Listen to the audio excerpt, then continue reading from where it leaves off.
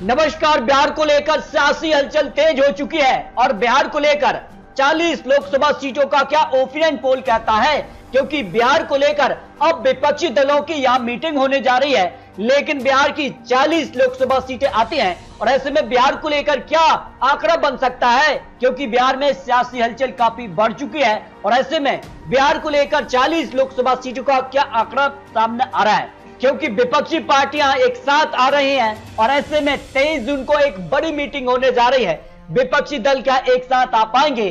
तो प्रधानमंत्री चेहरा कौन हो सकता है? क्या नीतीश कुमार ही विपक्षी पार्टियों के लिए यह नेतृत्व कर सकते हैं या कुछ नया यहां देखने को मिलेगा, क्योंकि काफी हलचल हो चुकी है। तो ऐसे में बिहार में क्या खेला होने जा रहा है? लेकिन आपको बता दें कि बिहार में बीजेपी प्लस नीतीश गठबंधन टूट चुका है और हाल ही में यहाँ जो है जिस काल से यहाँ पर महागठबंधन को झटका लगा था, नीतीश से एक बड़ी पार्टी जो है अलग हो चुकी है। इस बार बीजेपी चाहेगी कि नया गठबंधन उन्हें मिले, जिसमें जीतनराम मांझी, मुकेश साहनी, उपेंद्र कुशवाहा, पशुपति चिराग पासवान भी यहाँ पर एनडीए का यहाँ पर हिस्सा हो सकते हैं। और ऐसे में अगर बात की जाए तो बिहार में एनडीए की सीट शेयरिंग में यहाँ बीजेपी करीब 30 सीटों पर चुनाव लड़ सकती है, एलजेपी 6 सीट पर चुनाव लड़ सकती है, आरएलडी 2 सीटों पर, हम पार्टी 1 और बीआईपी पार्टी 1 सीट पर यहां पर चुनाव लड़ सकती है, क्योंकि बिहार में 40 लोकसभा सीटें आती हैं और जिस कारण से बीजेपी प्लस नीतीश गठबंधन को एक बड़ी जीत यहां पर मिली थी 2019 के दौरान। तो ऐसे में क्या कुछ आंकड़ा बनेगा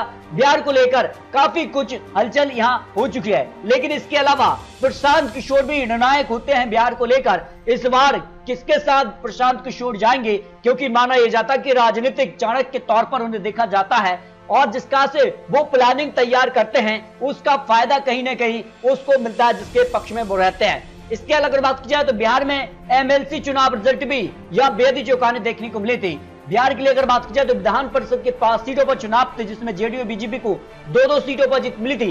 1 सीट पर प्रशांत किशोर टीम के आपको भी यहाँ जीत मिली थी। उसके बाद भी काफी खलबली यहाँ देखने को मिल रही है। तो ऐसे में बिहार को लेकर क्या कुछ आंकड़ा बन सकता है, क्योंकि बिहार को लेकर जिस कार का बड़ा दावा नीतीश कुमार ने किया था कि अगर उनके नेतृत्व में यह विपक्ष आता है तो फिर 50 सीटों पर बीजेपी सिमट जाएगी लोकसभा चुनाव में। तो किसके दावे में कितना दम है? लेकिन आम आदमी पार्टी भी इस बार चुनावी मैदान में है। क्या विपक्षी पार्टियों के साथ एक आएगी या अलग चुनाव लड़ेगी? कहीं ना कहीं काफी कुछ हलचल आम आदमी पार्टी भी अब करते नजर आ रही है। अगर बात की जाए विधानसभा के लिए, अगर वर्तमान स्थिति की बात की जाए तो यहाँ पर आरजेडी के पास 79 यहाँ पर जो है एमएलए है, जेडीयू के पास 45, कांग्रेस के पास 19, सीपीएम के पास 12 है, एम पार्टी के पास 4, सीपीएम 2 और सीपीएम के पक्ष में 2 यहाँ पर विधायक है। जबकि अगर बात की जाए विपक्ष में यहाँ 77 सीटें हैं, जिसमें से बीजेपी के पास ही 77 सीटें हैं, 1 सीट अन्य के पक्ष में जिसमें एम पार्टी भी आ जाती है। इस तरह से अगर बात की जाए तो काफी कुछ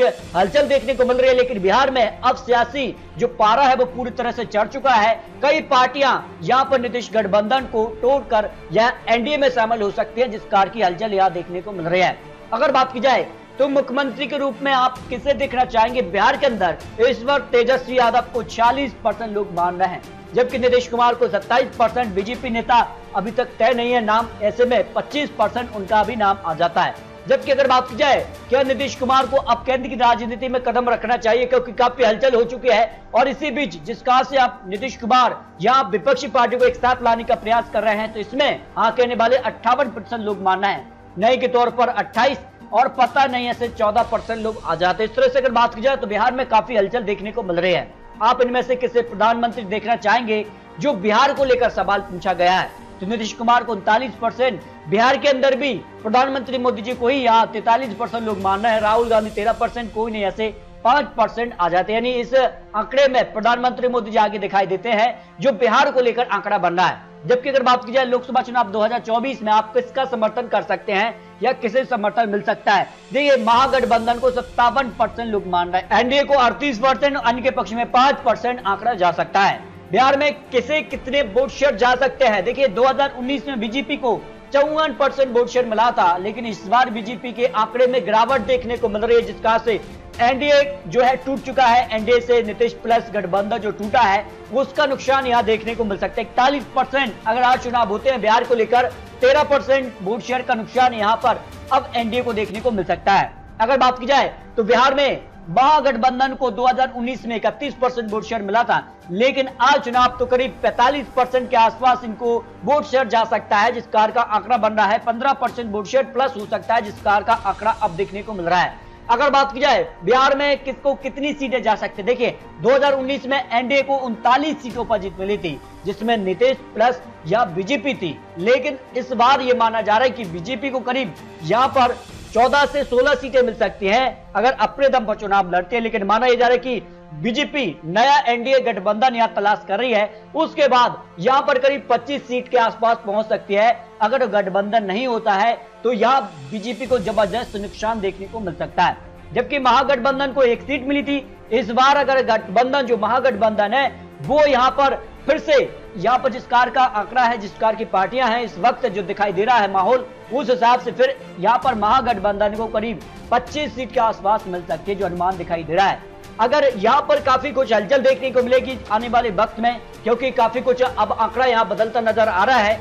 बिहार का पसंदीदा प्रधानमंत्री यहां पर भी प्रधानमंत्री मोदी जी आगे दिखाई दे रहे हैं। 44% लोग यहां पर प्रधानमंत्री मोदी जी को ही पीएम के तौर पर देखना चाहेंगे, नीतीश कुमार को 22% और राहुल गांधी को 18% लोगों का मानना है, जो आंकड़ा यहां बनता नजर आ रहा है।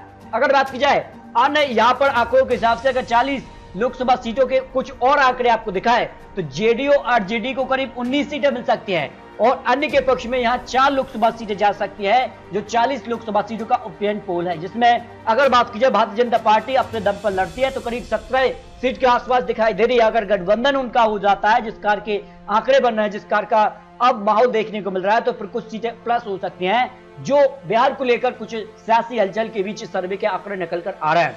तो दोस्तों, आपको क्या लगता है, महागठबंधन और जिसका से एनडीए गठबंधन है उसको कितनी सीटों पर जीत मिल सकती है? आपको अपनी राय कमेंट बॉक्स में जरूर रखनी है। आपको बता दें ये चुनावी आंकड़े, चुनावी अनुमान है और आने वाले वक्त में जिस कार का अब माहौल बनता नजर आ रहा है बिहार को लेकर, जिसका से विपक्षी दल यहाँ पर एकत्रित हो रहे हैं, उसके बाद और कुछ माहौल बनेगा और जिस कार के अब चुनावी वादे होंगे उसके बाद कुछ और भी यहाँ पर आंकड़े बदल भी सकते हैं। तो आपको क्या लगता है, अपनी राय रख सकते हैं। बिहार की 40 लोकसभा सीटों में क्या बीजेपी गठबंधन यहां पर बाजी मारेगा या फिर महागठबंधन जिसमें जेडीयू आरजेडी कांग्रेस है उसको ज्यादा सीटें मिलेंगी? इस पर अपनी राय रख सकते हैं। मिलते हैं दोस्तों और लेटेस्ट और महत्वपूर्ण विश्लेषण के साथ, तब तक ले जाए जय भारत।